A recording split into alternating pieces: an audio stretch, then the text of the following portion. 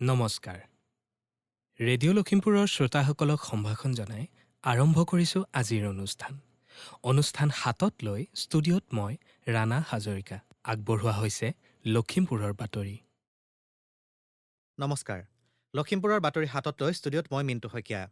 অসম প্ৰকাশন পৰিষদ আৰু সদৌ অসম পুথি প্ৰকাশক আৰু বিক্ৰেতা সংস্থাৰ উদ্যোগত জিলাখনৰ লখিমপুৰ কমাৰ্চ কলেজৰ স্পৰ্টছ কমপ্লেক্সত ভাষা সাহিত্য সংস্কৃতিৰ এলানি আকৰ্ষণীয় কাৰ্যসূচীৰে আজিৰে পৰা 10 দিনীয়াকৈ অসম গ্ৰন্থমেলা আৰম্ভ হৈছে। আজি বিয়লি 4 বজাত অসম চৰকাৰৰ শিক্ষামন্ত্ৰী তথা অসম প্ৰকাশন পৰিষদৰ অধ্যক্ষ ডাঃ ৰণোজ পেগুৱে গ্ৰন্থমেলাখন উদ্বোধন কৰে।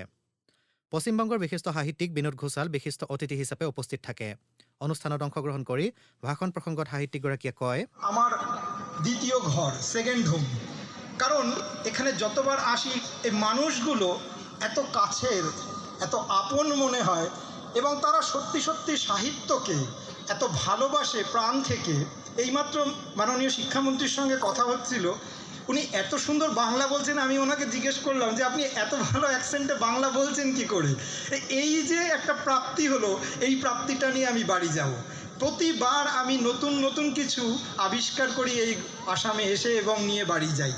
আজিৰ উদ্বোধনী সভাত মাধৱদেৱ বিশ্ববিদ্যালয়ৰ উপাচাৰ্য ডঃ অৰূপজ্যোতি চৌধুৰী, গুৱাহাটী বিশ্ববিদ্যালয়ৰ অধ্যাপক ডঃ বিভাস চৌধুৰী, অসম প্ৰকাশন পৰিষদৰ সচিব প্ৰমোদ কলিতা আৰু স্থানীয় বিধায়ক মানৱ ডেকা উপস্থিত থাকে। 10 নৱেম্বৰৰ সামৰণি অনুষ্ঠানত অসম সাহিত্য সভাৰ সভাপতি ডঃ বসন্ত কুমাৰ গোস্বামী আৰু প্ৰখ্যাত সাহিত্যিক ইএছএ দৰ্জে থংচী উপস্থিত থাকিব। গ্ৰন্থমেলাৰ আটাইকেইটি দিনত ভাষা সাহিত্য সংস্কৃতি ইতিহাস আদি ভিন্ন বিষয় সামৰি আলোচনা চক্ৰ আৰু অন্যান্য কেইবাটাও অনুষ্ঠান অনুষ্ঠিত হ'ব।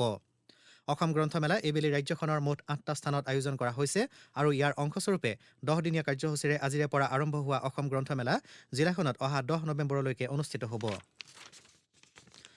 বহু প্ৰতীক্ষাৰ অন্ত পেলাই কালি অসম আৰু দেশৰ কেইবাখনো ৰাজ্যত মুক্তি লাভ কৰা ৰৈ ৰৈ বিনালে চিনেমাখন আজি দ্বিতীয় দিনাও লখিমপুৰ জিলাৰ প্ৰতিটো চিনেমাগৃহতে অভূতপূৰ্ব সঁহাৰিৰে দৰ্শকে চিনেমাখন উপভোগ কৰিছে। অমৰ শিল্পী জুবিন গাৰ্গৰ অমৰ সৃষ্টি হৈ ৰ'ব বুলি আশা কৰা হৈছে শিল্পীগৰাকীৰ জীৱনৰ শেষৰখন অসমীয়া বোলছবি ৰৈ ৰৈ বিনালে। চিনেমাখন কালি ৰাজ্যৰ কেইবাটাও চিত্ৰগৃহত পুৱা 4:25 আৰম্ভ হৈছিল। কালি আৰু আজি দুয়োটি দিনতে লখিমপুৰ জিলাৰ আটাইকেইটি চিনেমাগৃহতে দৰ্শকৰ অভূতপূৰ্ব সঁহাৰিৰ মাজেৰে চিনেমা প্ৰদৰ্শিত হৈছে।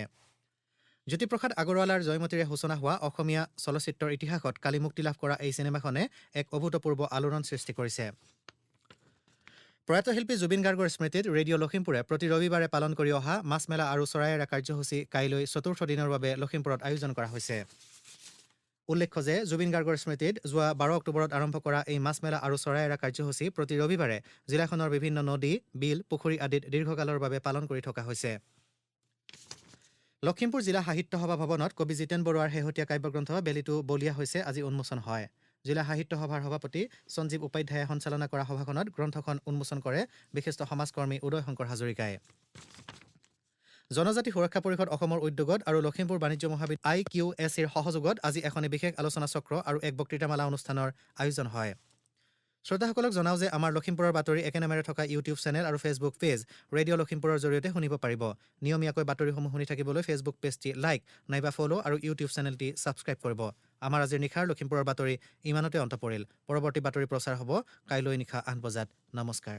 শ্ৰোতাসকলে ইমান পৰে লখিমপুৰৰ বাতৰি শুনিলে। এয়া ৰেডিঅ' লখিমপুৰ। এতিয়া আগবঢ়োৱা হৈছে আজিৰে পৰা লখিমপুৰত আৰম্ভ হোৱা অসম গ্ৰন্থমেলাৰ প্ৰথম দিনৰ কিছু ৰেঙনি। নমস্কাৰ শ্ৰোতাসকল। আজিৰে পৰা লখিমপুৰত আৰম্ভ হৈছে অসম গ্ৰন্থমেলা। অসম প্ৰকাশন পৰিষদ আৰু সদৌ অসম পুথি প্ৰকাশক আৰু বিক্ৰেতা সংস্থাৰ উদ্যোগত জিলাখনৰ লখিমপুৰ কমাৰ্চ কলেজৰ স্পৰ্টছ কমপ্লেক্সত ভাষা সাহিত্য সংস্কৃতিৰ এলানি আকৰ্ষণীয় কাৰ্যসূচী হাতত লৈ 10 দিনীয়াকৈ অসম গ্ৰন্থমেলা আৰম্ভ হৈছে। আজিৰ আৰম্ভণিৰ দিনটোৰ কিছু ৰেঙনি লৈ আমি ৰেডিঅ' লখিমপুৰ উপস্থিত হৈছোঁ এই মুহূৰ্তত আপোনালোকৰ কাষত। ৰাজ্যৰ বিভিন্ন প্ৰান্তৰ বহু প্ৰকাশন গোষ্ঠীয়ে আজিৰ পৰা আৰম্ভ হোৱা অসম গ্ৰন্থমেলাত অংশগ্ৰহণ কৰিছে। আজি বিয়লি 4 বজাত জিলাখনৰ শংকৰদেৱ শিশু বিদ্যা নিকেতনৰ ছাত্ৰ ছাত্ৰীসকলে পৰিৱেশন কৰা এটি গুৰু বন্দনাৰে আৰম্ভ হয় উদ্বোধনী সভাখন। সভাখনি আগধৰে প্ৰবোধ দাসে। অসম চৰকাৰৰ শিক্ষামন্ত্ৰী তথা অসম প্ৰকাশন পৰিষদৰ অধ্যক্ষ ডাঃ ৰণোজ পেগুৱে গ্ৰন্থমেলাখন উদ্বোধন কৰে। উদ্বোধনী ভাষণত তেখেতে কয়, কিতাপখন লৈ তেওঁলোকে টোপনিয়ায়। সেই ল'ৰা ছোৱালীকেইটাৰ লগত মই যেতিয়া কথা পাতি গম পালোঁ যে তেওঁলোকে পঢ়িবই নাজানে। এতিয়া পঢ়িব নজনা শিশু এটিক পৰ বুলি কৈ থাকিলে কি হ'ব? তেওঁলোক পঢ়িব নাজানে। তো আমাৰ শিক্ষা পদ্ধতিত বিশেষকৈ গ্ৰাম্য অঞ্চল আৰু নগৰ অঞ্চলৰো কিছু নিৰ্দিষ্ট অঞ্চল যে আমাৰ এটা বহুত ডাঙৰ শিক্ষাত এটা মই গেপ দেখা পালোঁ। আৰু সেইকাৰণে এই বছৰ আমি সমগ্ৰ শিক্ষাৰ পৰা এটা নতুন পদ্ধতি আমি আমাৰ বিদ্যালয়বিলাকত প্ৰৱৰ্তন কৰাইছোঁ। পশ্চিমবংগৰ বিশিষ্ট সাহিত্যিক বিনোদ খোছাল বিশিষ্ট অতিথি হিচাপে আজি উপস্থিত থাকে। অনুষ্ঠানত অংশগ্ৰহণ কৰি ভাষণ প্ৰসংগত সাহিত্যিকগৰাকীয়ে এনেদৰে কয়, আমার দ্বিতীয় ঘর, সেকেন্ড হোম। কারণ এখানে যতবার আসি এই মানুষগুলো এত কাছের, এত আপন মনে হয় এবং তারা সত্যি সত্যি সাহিত্যকে এত ভালোবাসে প্রাণ থেকে। এইমাত্র মাননীয় শিক্ষামন্ত্রীর সঙ্গে কথা হচ্ছিল, উনি এত সুন্দর বাংলা বলছেন, আমি ওনাকে জিজ্ঞেস করলাম যে আপনি এত ভালো অ্যাকসেন্টে বাংলা বলছেন কি করে। এই যে একটা প্রাপ্তি হলো, এই প্রাপ্তিটা নিয়ে আমি বাড়ি যাব। প্রতিবার আমি নতুন নতুন কিছু আবিষ্কার করি এই আসামে এসে এবং নিয়ে বাড়ি যাই। আপনারা প্রত্যেকে আপনাদের ছোট যারা রয়েছে বাড়িতে তাদের হাতে একটি বই তুলে দিন, কারণ বইয়ের থেকে বড় উপহার যেমন হয় না, বইয়ের থেকে বড় আশীর্বাদও তেমন হয় না। ইপিনে আজিৰ উদ্বোধনী সভাত মাধৱদেৱ বিশ্ববিদ্যালয়ৰ উপাচাৰ্য ডক্টৰ অৰূপজ্যোতি চৌধুৰীয়ে অংশগ্ৰহণ কৰি কয়, 3 দিনমান আগতে ইংলেণ্ডৰ এগৰাকী বিখ্যাত বুকাৰ বঁটা বিজয়ী ঔপন্যাসিক ইয়েন মেকুৱেনে আমেৰিকাত এটা ইণ্টাৰভিউ দিছিলে।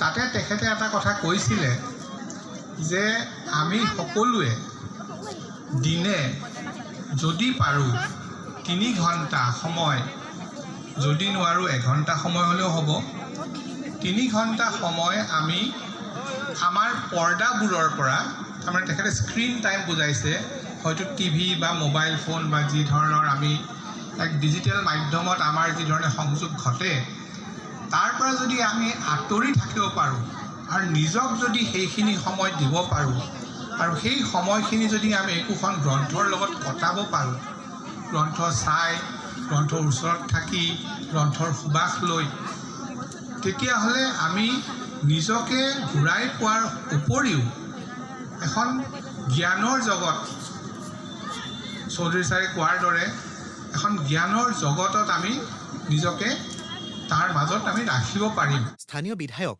মানৱ ডেকা উপস্থিত থাকি ভাষণ প্ৰসংগত কয় এনেদৰে, ঘৰতো পূজা কৰোঁ, কিন্তু আমি শাৰদীয় দুৰ্গা পূজা বা বিহু আমি যেনেকৈ উৎসৱ হিচাপে পালন কৰোঁ, সেই তেনেকৈ গ্ৰন্থমেলা আমাৰ কাৰণে এটা উৎসৱ।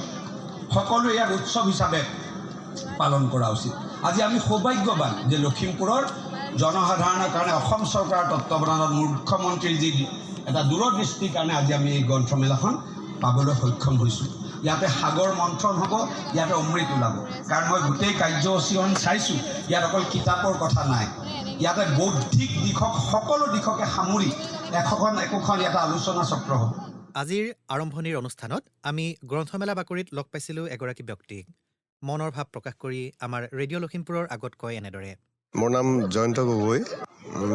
মই ভাবোঁ মানে উচিত সময়তে গ্ৰন্থমেলাখন আয়োজন কৰা হৈছে আৰু মানে এই ৰৈ বিনালে চিনেমাখন চলি থকাৰ কাৰণে হয়তো অকণমান মানুহ ইয়াত মানে হেৰিটো কমিছে নেকি যেন লাগিছে, কিন্তু মোৰ মতে আৰু কিমান দিন থাকিব এখন?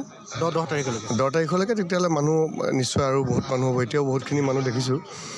ভাল আয়োজন কৰিছে, মানে খালি চহৰৰ পৰা অলপ নাতি দূৰত হোৱাৰ কাৰণে মানুহৰ অলপ কষ্ট হৈছে মানে। আমি কাষ চাপিছিলোঁ গ্ৰন্থমেলাত অংশগ্ৰহণ কৰা এটি প্ৰকাশন আৰু বিপণন প্ৰতিষ্ঠানৰ। তেখেত ডিব্ৰুগড়ৰ শিৱ বুক এজেঞ্চিৰ স্বত্বাধিকাৰী। এতিয়ালৈকেতো এতিয়া অলপ আগতে অ'পেনিং হৈছেহে, আজিতো মানুহ সমাগম এতিয়ালৈ বৰ্তমান নাই আৰু হ'ব বুলি ভাবিছোঁ, যিহেতু লখিমপুৰত বহুত বছৰ গ্ৰন্থমেলা নাই হোৱা।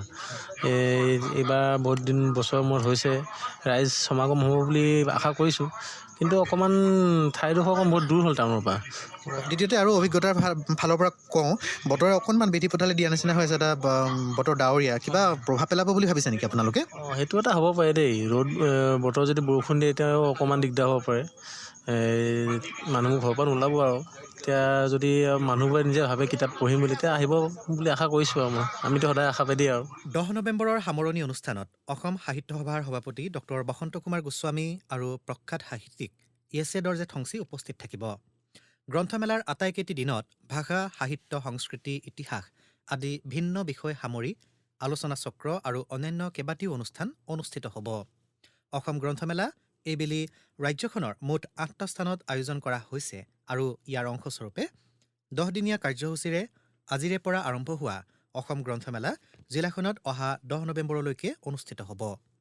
এই গ্ৰন্থমেলা সফল হওক, আমি ৰেডিঅ' লখিমপুৰে তাকেই কামনা কৰিলোঁ। আজিৰ গ্ৰন্থমেলাৰ ৰেঙনি ইমানতে সামৰিছোঁ।